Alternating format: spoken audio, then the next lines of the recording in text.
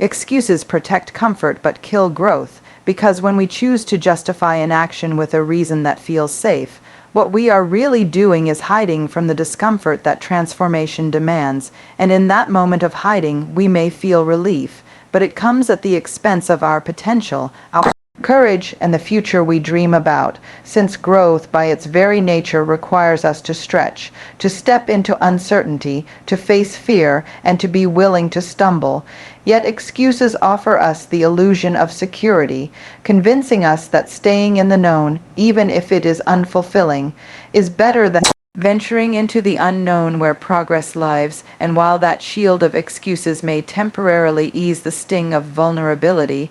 it also cages us, locking us into patterns that never let us discover how strong, resilient, or capable we really are, because we cannot grow into the person we are meant to be while hiding behind the walls we've built to avoid pain, and every time we say, "I'll do it later," or "I'm not ready yet,"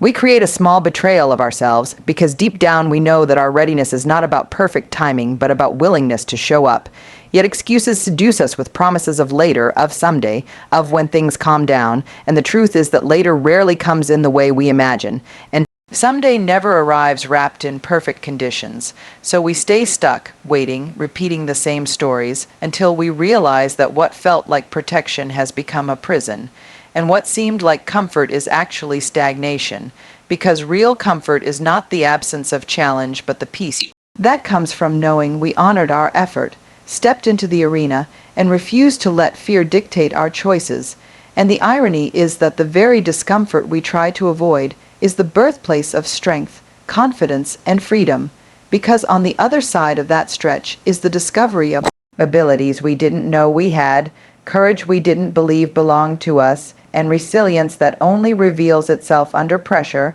And so excuses, while they masquerade as shields, are really thieves, robbing us of the chance to meet ourselves fully, to experience the growth that comes from failing forward, to taste the satisfaction of knowing that we chose action over avoidance. And each time we let go of one excuse, even in the smallest way, we chip away at the walls that confine us and step closer to becoming who we were always meant to be, someone who doesn't run from discomfort but embraces it as the path to growth, someone who understands that the shield of excuses may protect us from fear in the short term, but it will always block the very future we long for. Excuses disguise fear, because when we look closely at the reasons we give ourselves for not stepping forward, for not taking that risk, or for not speaking our truth, what we almost always find hidden beneath the surface is fear.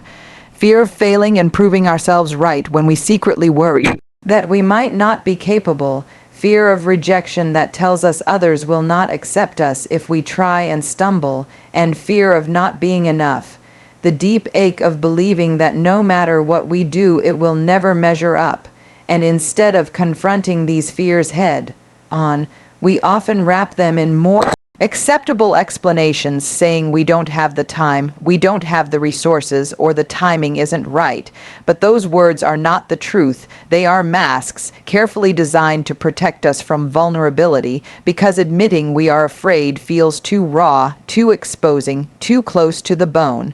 And so excuses become the armor we wear to keep from being seen in our uncertainty. But that armor is heavy, and though it shields us, it also limits us, trapping us in cycles where growth and courage cannot breathe.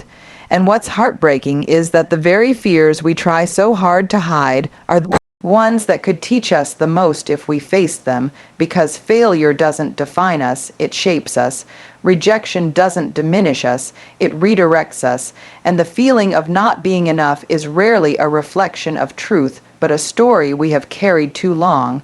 And yet, as long as we keep disguising those fears with excuses, we never give ourselves the chance to discover that resilience is born from trying, that strength emerges in the act of showing up, and that worthiness has nothing to do with perfection and everything to do with courage. And each time we speak an excuse instead of admitting our fear, we deny ourselves the liberation that comes with honesty, because there is incredible freedom in saying, "I am scared, but I will try anyway."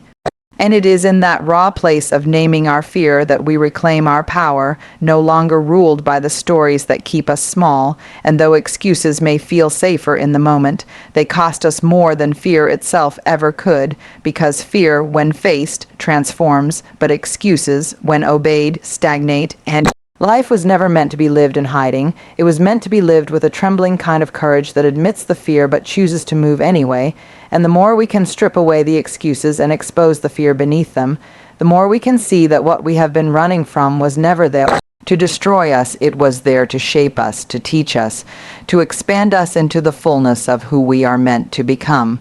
Excuses steal time, and while they may feel like harmless delays or temporary pauses, what they are really doing is quietly robbing us of the most precious resource we have, because every time we say, "I'll start tomorrow," or maybe later when things are better,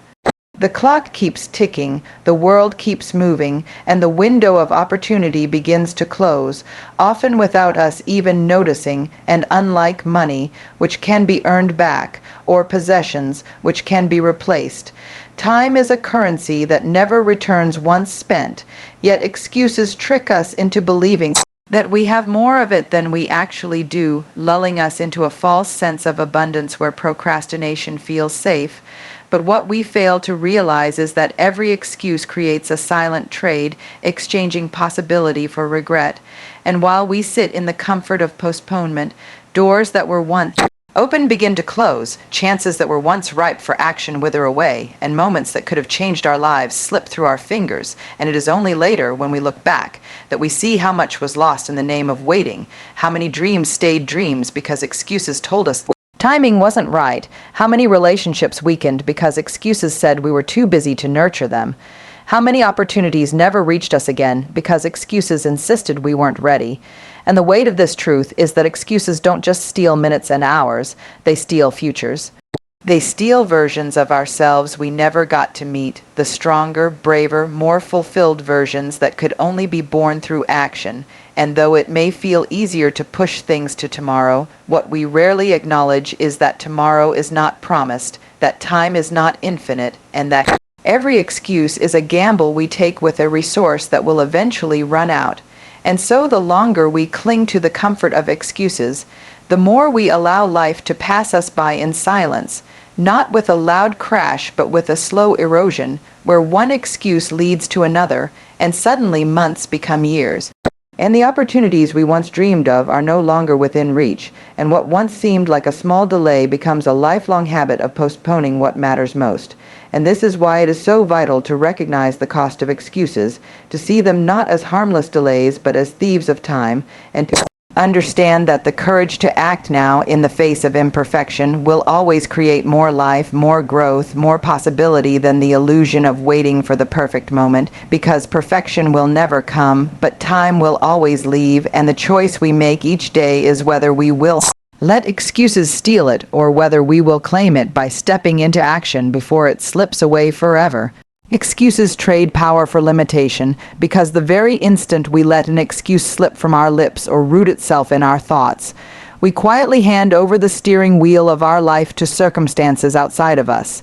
giving them authority to dictate what we can or cannot do, and in doing so, we shrink our own capacity, placing invisible walls around what is possible. And though it may feel safe to blame the timing, the situation, or the lack of resources, what actually happens is that we surrender the creative power we hold to shape our choices and take ownership of our direction. And this surrender doesn't free us from responsibility, it binds us to limitation, locking us in a cycle where external conditions define our reality instead of our courage. Because the truth is that every excuse, no matter how polished or reasonable, is a story we tell to explain why we didn't choose action. And while it seems protective in the moment, over time it erodes our sense of agency, leaving us feeling stuck, powerless, and at the mercy of circumstances, when in reality it was not the circumstance that held us back, but our own willingness to give it more power than it deserved. And Cost of this trade is profound because when we consistently choose excuses, we begin to believe them, and our belief shapes our identity, turning "I can't" into "I am not capable." And once that identity takes root, we stop testing the edges of what's possible. We stop challenging ourselves to rise above obstacles, and we begin to live smaller than we were created to live. But when we see excuses for what they are, self-imposed limits disguised as reasons, we can begin to reclaim our power, because ownership means acknowledging that while we may not control every circumstance, we always control how we respond, and in that response is where our freedom lies, our growth expands, and our resilience is built. Yet as long as excuses are allowed to lead, we will always be defined by limitations, not possibilities, and the irony is that the moment we choose responsibility over excuse, the limitations that once seemed unbreakable begin to dissolve, because power comes from action, from leaning into the discomfort of doing what we said we couldn't, and proving to ourselves that the obstacle wasn't the end, it was the test. And each time we resist the urge to trade power for limitation, we reinforce the truth that we are not victims of our circumstances, but architects of our response. And in that shift lies the difference between a life confined by excuses and a life expanded by courage, where instead of surrendering control to what happens around us, we choose to stand in what happens within us. And that choice, repeated over and over, becomes the foundation of a life that is not limited but limitless. Excuses mask potential, because every time we say "I can't" or "it's not possible for me," we are not speaking the truth of our ability, but the limits of the story we've chosen to believe, and in doing so, we cover up the vast strength, creativity, and resilience that lives within us, leaving it hidden behind layers of doubt and fear, never giving it a chance to breathe or be tested. And the tragedy of this is that potential only reveals itself through action, through the willingness to step into the unknown and try. Yet excuses keep us locked in a cycle where we never take that first step, convincing us that our imagined barriers are stronger than our actual capacity, when in reality, what looks like weakness is often untapped power waiting to be awakened, because human beings are capable of far more than they give themselves credit for. But that capability cannot surface when it is buried beneath a steady stream of reasons why we shouldn't, why we couldn't, why we must. Wait, and what's worse is that excuses are convincing, they sound practical, they sound protective, but their hidden cost is the slow erosion of belief in ourselves, and the more we repeat them, the more we internalize the idea that we are limited, when in truth our potential has not been tested enough to know its boundaries, and perhaps there are no boundaries at all except the ones we build in our minds. And the only way to discover this is to silence the story of "I can't"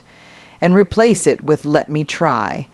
Because trying, even imperfectly, unlocks the door to growth, while excuses slam it shut before it even opens. And when we choose to act instead of excuse, we surprise ourselves with what we can endure, what we can create, and what we can achieve, and every small moment of courage chips away at the mask until our potential begins to shine through, not as something distant or theoretical, but as something lived, embodied, and proven. And it is in those moments, when we face the fear and move anyway, that we realize the only thing that kept us from discovering this strength all along was the story we were clinging to, the one that whispered "you can't."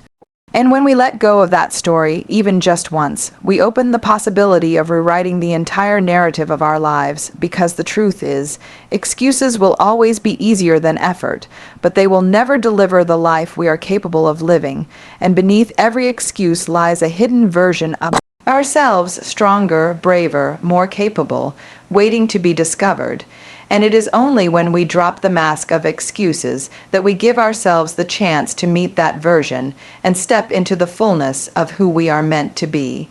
Excuses end when ownership begins, because the moment we stop pointing at circumstances, other people, or timing as the reason for our inaction, and instead turn inward to accept responsibility for our choices, something powerful shifts. We step out of the role of victim and into the role of creator, and this shift is not about blame but about freedom, because blame keeps us stuck in the past while ownership empowers us to act in the present. And when we say, "This is mine to face, mine to change, mine to grow through," we strip excuses of their power, because excuses can only survive in the space where responsibility is absent. And though taking ownership is often uncomfortable, it forces us to confront our patterns, our fears, and our inconsistencies. It is also profoundly liberating, because it means we are no longer at the mercy of external conditions. We are no longer waiting for life to hand us permission, and we are no longer bound to the idea that our circumstances must change before we can. And instead we reclaim our agency. We begin to see that while we cannot always choose what happens to us, can always choose our response, our attitude, and our next step. And in that choice lies the key to growth, resilience, and transformation. Because ownership is not about controlling everything. It is about owning our part, owning our effort, and owning our ability to decide how we show up. And when we live this way, excuses lose their weight. They no longer sound convincing, because responsibility gives us clarity. And with clarity comes momentum. And momentum builds confidence, and confidence creates a cycle where action replaces avoidance, where possibility replaces limitation, and where freedom replaces the confinement of excuses. And this freedom is not the absence of struggle, but the presence of power, the deep knowing that we are capable of meeting what comes, capable of learning from it, and capable of moving forward regardless of the challenge. And once we embrace this, the stories we used to tell about why we couldn't begin to sound hollow, because responsibility teaches us that excuses were never truths. They were only barriers we erected to avoid discomfort, and by choosing ownership, we dismantle those barriers piece by piece, until all that's left is the wide, open space of possibility, a life directed not by avoidance but by courage, not by delay but by presence, and not by limitation but by choice. And in that space, excuses cannot survive, because they have no air to breathe when responsibility is alive within us. And what grows in their place is a deeper sense of strength, purpose, and authenticity. The kind of freedom that comes not from waiting for life to get easier, but from deciding that we are willing to carry the weight of our choices and walk forward anyway.